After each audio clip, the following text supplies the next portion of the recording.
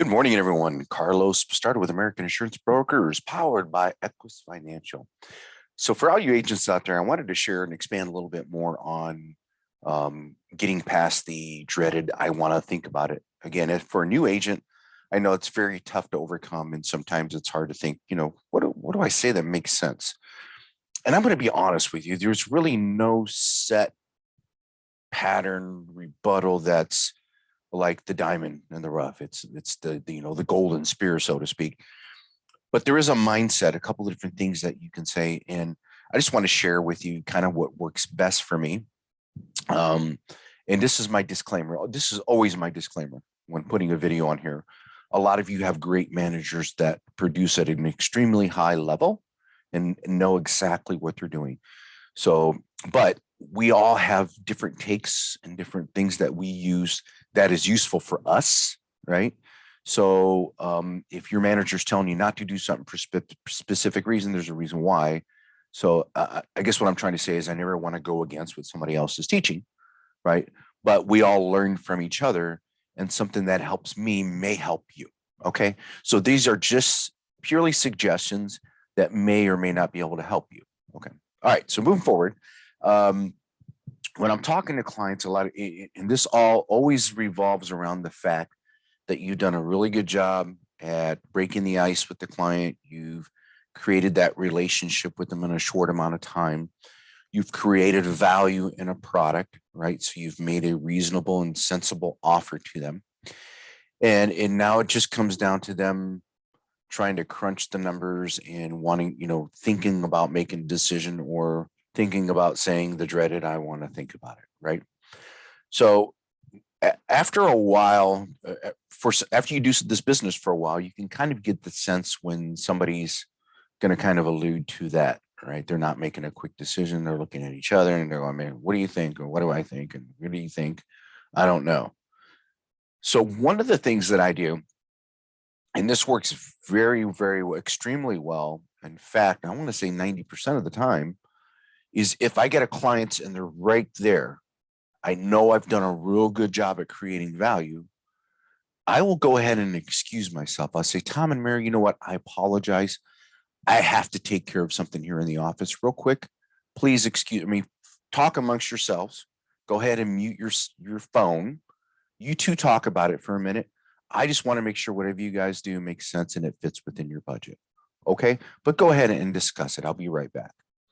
I'll leave the room. I'll go get a drink of water, use the restroom, whatever it is I have to do. And I'll give them probably about 2 minutes. And then when I come back, I'll sit down and I'll be refreshed on the screen and I'll have a smile and I just kind of put my thumbs together and I wait for them to say something. I don't interrupt. I don't talk. A lot of times you'll still see them maybe even having that discussion. A lot of times it's funny because they don't even mute themselves and I can hear them from the other room.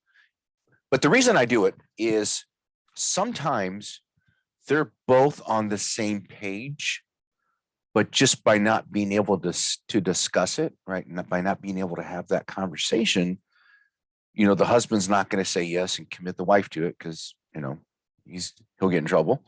And the wife, she may be thinking the whole time, "I've been wanting him to get this coverage forever," but she doesn't want to, emasculate him in front of people. So they have this unspoken, "We want to do this, but we haven't spoken to each other yet." Right. And if you have couples that have been together for a long time, it's very, very true that they're like that. I know my wife and I are. If somebody puts me on the spot and we're together and tries to commit me to a time frame, I'm like, "Oh, I can't. Here's my event coordinator. I've got to get with her," because I've learned from the past, don't schedule stuff without your spouse. Don't commit your spouse to something that you haven't had a chance to discuss, even if it's something that they'll do all day long. It's part of respect. So understanding that part of the human psyche, right? If you just give them a little space and a chance to talk about it, it's 9 times out of 10, it comes back to a decision. "Okay, yeah, we've talked about it. We'll go ahead and do option 2." All right. So again, and I want to be perfectly clear on this. If you have not built rapport with the client, if you haven't done a good job of creating value, and then you try to do that, right? You'll be lucky if if they're still on the phone when you get back to your desk. So it all comes down to making sure you do all the steps properly to creating value. Otherwise, quite honestly, all the rebuttals in the world is not going to work. So if you want to have the least path of resistance and get the least amount of rebuttals, do a fantastic job at discovering the client, right? Finding out their, and I hate the word hot buttons. I never ever like to sound like I'm using something against somebody, because to me, those are tactics. Those are sales tactics, right? But as Christian Pounder likes to say, find their pain. If we can find their pain, I don't want to use it against them, but I want to make sure they never have to feel that pain. Do you know what I mean? Right. So that leads me to another close. So I do that a lot, and that helps tremendous amount. But let's say now you're talking to the clients. Again, you've done everything that you're supposed to do. And at the end, it just comes down to, well, we're going to have to look at our budget and crunch some numbers. Man, if I had $1 for every time somebody said that, I'd have been retired years ago. Right. And basically, it's the polite way for them to say, Mr. Insurance Man, we don't want to buy from you at this second. We haven't really made a decision. You haven't created enough value for me. Right. So if it comes down, I had a client yesterday. I closed on him 3 times. Right. I used a couple of different points. And the first thing because I presented 3 options for both the husband and the wife, and they're talking about budget. So right now, we just don't know if we can really afford with everything that's going on, what have you. So the first thing I said is, listen, I get it. I understand. I said, my job is to help you folks today, right? I can't help you find room in your budget, but I can make it as budget friendly as possible, so that I don't want you to look at this as a bill each month that you have to pay, that you dread paying, right? Like your cell phone bill. I want this to be something that when you pay it each month, it's giving you peace of mind knowing that you have that in place. In fact, I want you to be concerned that if it's the 15th of the month and your premium's supposed to draft that month and you don't see it come out of your account, you're going to call me to make sure you still have coverage, right? It's that important. So I say, with that being the case, Tom, you make 70,000 a year and Wendy makes 20,000 a year. It's not that Wendy's income is insignificant, but Tom, you do bring in the majority of the income. So my biggest concern for you folks right now today would at least be to get you covered, Tom. So that's the beauty of this. You both don't have to take the same option. Tom, you can take 1, Mary can take option 3. You can both do the middle or vice versa, however you want to swing that.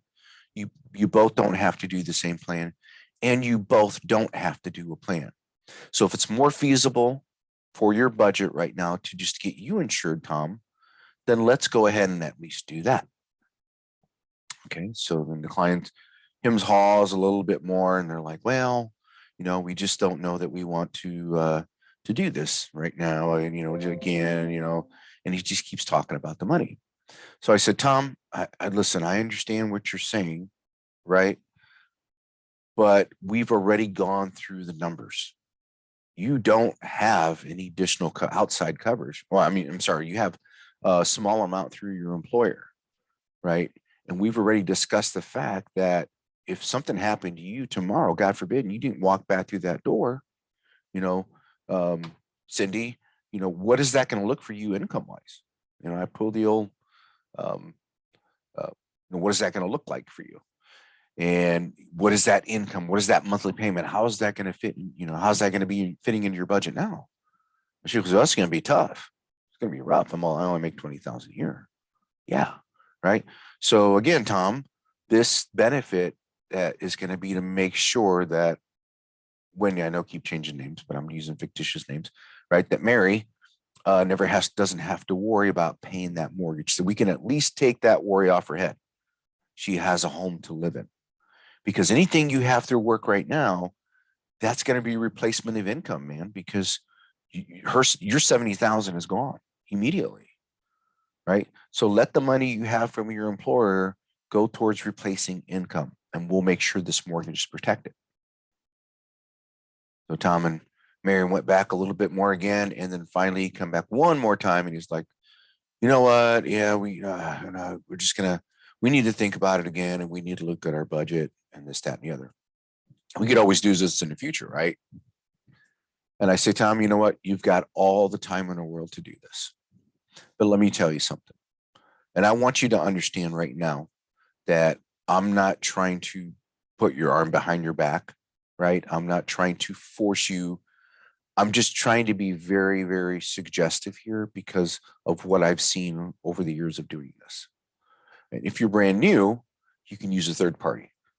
You know, you can use me. I've got a colleague that's been in this business for 28 years, and he's had a lot of kids from the parents of people he spoke to that didn't make any decisions, right? They wanted to think about it. And let's face it, it's human nature.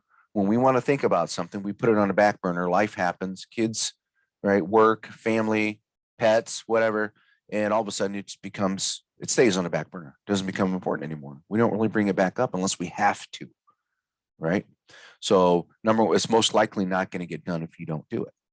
But I get kids of parents all the time that call me and they say, I found your number on my parents' on a piece of paper written on the thing, and it said life insurance, and I'm such and such's kid. I'm like, okay, how can I help you? Well, I need to know what kind of coverage they have. Oh, what happened? Well, my mom passed away yesterday, or my dad passed away yesterday, and I need to know if they had insurance with you.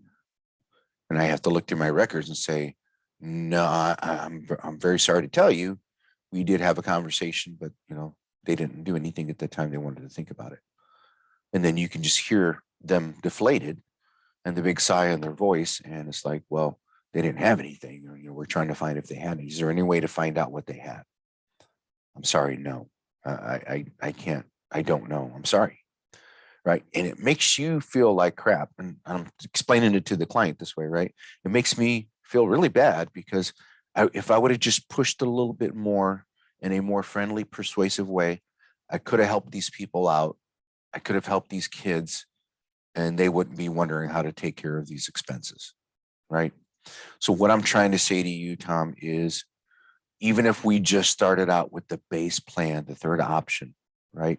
It at least gives you a base benefit in place so that Mary doesn't have to worry about if you pass away tomorrow, at least the home's paid for, right? We're going to do the basic coverage here. I know we can squeeze this in your budget. And as long as you're healthy in the future, reasonably healthy, we can always add more coverage. But, and this is the key, I can't ever go back in time and put a policy in place for you for the best rate and at your age today, right? Because you have the health today and you have the age today. I can't do that. Okay. So do what you want. And then I kind of take it away at the very end, right? I'm like, do what you want. I just wanted to throw my piece out there and at least know that I gave this my best effort to help you guys today. Let's go ahead and do option 2 then. Right? It's like I thought it was about budget, right? So I always do 3 options. Option 1 was the Cadillac, more coverage than they need, right? And then option 2 is a little bit above the cost of the mortgage, and then option 3 is the 100% of the mortgage. Now it depends on their age and how much the mortgage is. That option 3 would be 100% of the mortgage. So after having this round and round discussion and wondering if he can afford it, he ends up upselling himself to option 2. And even though we slugged it out a little bit and the guy told me no 3 times, he was resolved by the time we had done the application and got everything done. He was good. He was happy. Okay. So I'm sorry for this lengthy video, but I didn't want to leave any details out because if some of you are struggling with trying to get over I want to think about it, again, just remember the human psyche, right? People always want to pull back because they don't want to have to make a decision today. And you need to make it reality to them that's the most important thing for them to do is to make that decision today. All right. I'll see you all on the coaching call today. God bless and have a great day.